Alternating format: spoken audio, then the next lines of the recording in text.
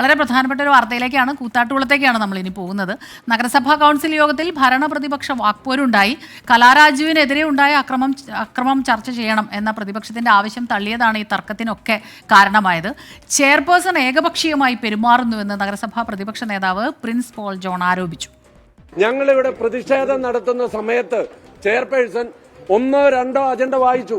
Agenda വായിച്ചാൽ എതിരഭിപ്രായം ഞങ്ങൾ പറഞ്ഞു. എതിരഭിപ്രായം ഉണ്ടെങ്കിൽ വോട്ടിനിടണം. വോട്ടിനിട്ട് ഭൂരിപക്ഷ പ്രകാരമാണ് നഗരസഭയുടെ തീരുമാനം എടുക്കേണ്ടത്.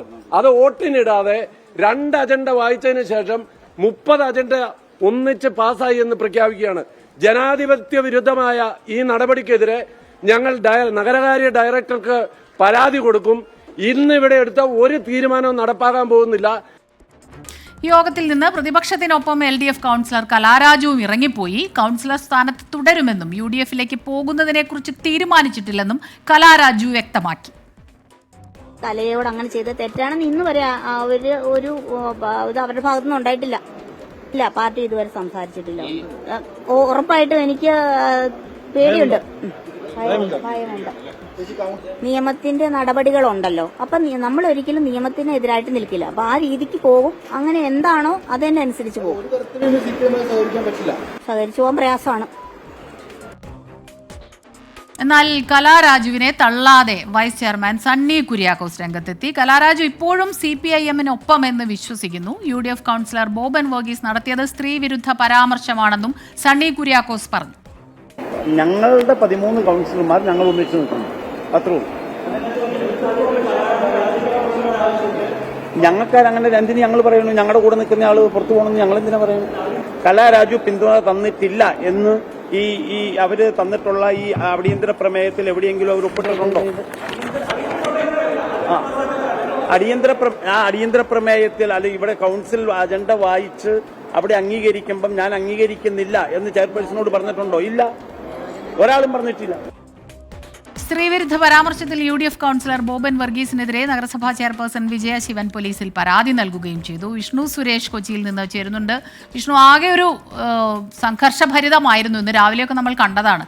പക്ഷെ ഇപ്പം കലാരാജുവിൻ്റെ വിഷയമാണ് അവിടെ ചർച്ച ചെയ്യേണ്ടിയിരുന്നത്. അപ്പം നമ്മൾ പെട്ടെന്നുണ്ടായ പ്രതികരണം നമ്മൾ കണ്ടതാണ്. അത് വിഷ്ണുവിനോട് പറഞ്ഞപ്പോൾ, മാധ്യമങ്ങളോട് പ്രതികരിച്ചപ്പോൾ കലാരാജുവിൻ്റെ ആ പ്രതികരണം എൻ്റെ വിഷയമാണല്ലോ ചർച്ച ചെയ്യുന്നത്.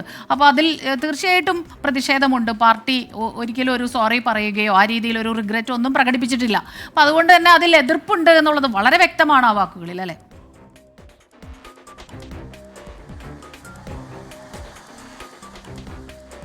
സ്മിത, കൂത്താട്ടുകുളത്തെ രാഷ്ട്രീയ നാടകങ്ങൾ അവസാനിക്കുന്നില്ല. അത് ഇന്നും തുടരുകയായിരുന്നു. ഇന്ന് കൗൺസിൽ യോഗത്തിൽ ഏകദേശം 30ഓളം വരുന്ന അജണ്ടയാണ് അവതരിപ്പിക്കാൻ വെച്ചിരുന്നത്. അതിനിടയിലാണ് പ്രതിപക്ഷം കലാരാജുവിനെതിരെ ഉണ്ടായ ആ തട്ടിക്കൊണ്ടുപോകൽ വിഷയം ചർച്ച ചെയ്യണമെന്ന് ആവശ്യപ്പെട്ടത്. അതിന് പ്രധാനപ്പെട്ട കാരണം നഗരസഭാ അധ്യക്ഷയുടെ വാഹനം പോലീസ് കസ്റ്റഡിയിലെടുത്തിരിക്കുകയാണ്. ഈ കേസുമായി ബന്ധപ്പെട്ട് ആ കാര്യങ്ങളിലൊക്കെ ഒരു ചർച്ച വേണമെന്നാണ് പ്രതിപക്ഷം അടിയന്തര പ്രമേയത്തിലൂടെ ആവശ്യപ്പെട്ടത്. എന്നാൽ 7 ദിവസം മുമ്പ് നോട്ടീസ് നൽകാത്ത പശ്ചാത്തലത്തിൽ അടിയന്തര പ്രമേയം അംഗീകരിക്കാനാകില്ലെന്ന് ഭരണസമിതി മുന്നോട്ട് വെച്ചു.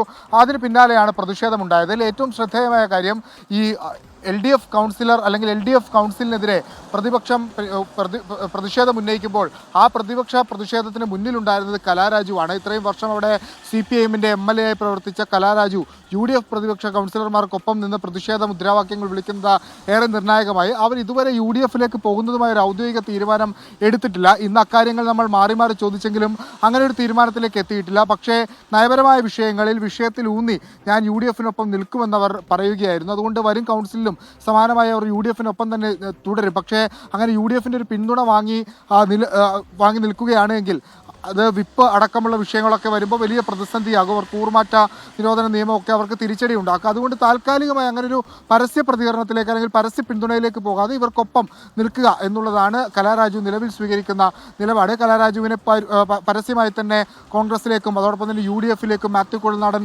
ക്ഷണിക്കുകയും ചെയ്തിട്ടുണ്ട്.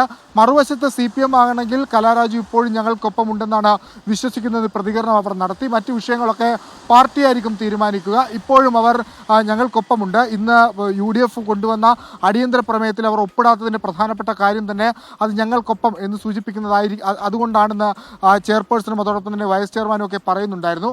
ഇനിയൊരു പ്രധാന പ്രതിസന്ധി വരാൻ പോകുന്നത് ഇനി വീണ്ടും അടിയന്തര പ്രമേയം വരികയാണെങ്കിൽ അടിയന്തര അവിശ്വാസ ഇത് വരികയാണെങ്കിൽ അവിടെ വിപ്പ് ഉറപ്പായും CPM ജില്ലാ സെക്രട്ടറി LDF കൗൺസിലർമാർക്ക് നൽകും. അങ്ങനെ വന്നാൽ അവരാർക്കൊപ്പം നിൽക്കും, ആ ഘട്ടത്തിലായിരിക്കും ഇനി ഈ കൂത്താട്ടുകുളത്തെ രാഷ്ട്രീയ നാടകങ്ങൾക്ക് ഒരു വിരാമം ഉണ്ടാകുക. അതുവരെ ഈ പ്രശ്നങ്ങൾ ഇങ്ങനെ തന്നെ പോകുമെന്നാണ് മനസ്സിലാവുന്നത്. സ്മിത. ശരി, വിഷ്ണു സുരേഷാണ് വിവരങ്ങളുമായി ചേർന്നത്. തീർച്ചയായിട്ടും വിപ്പ് നൽകുന്ന ഒരു സാഹചര്യം വന്നാൽ കലാരാജുവിന് ആർക്കൊപ്പം നിൽക്കണം എന്നുള്ള കാര്യത്തിൽ കൃത്യമായൊരു തീരുമാനം എടുക്കേണ്ടി വരും. അപ്പോഴാകും ഇനി അടുത്ത ഒരു നിർണായകമായ തീരുമാനമുണ്ടാവുക. കൂത്താട്ടുകുളത്ത് എന്തായാലും ആ പ്രതിഷേധങ്ങളും കലഹങ്ങളും ഒന്നും അത് അവസാനിക്കുന്നില്ല എന്നുള്ളതാണ് അല്ലേ?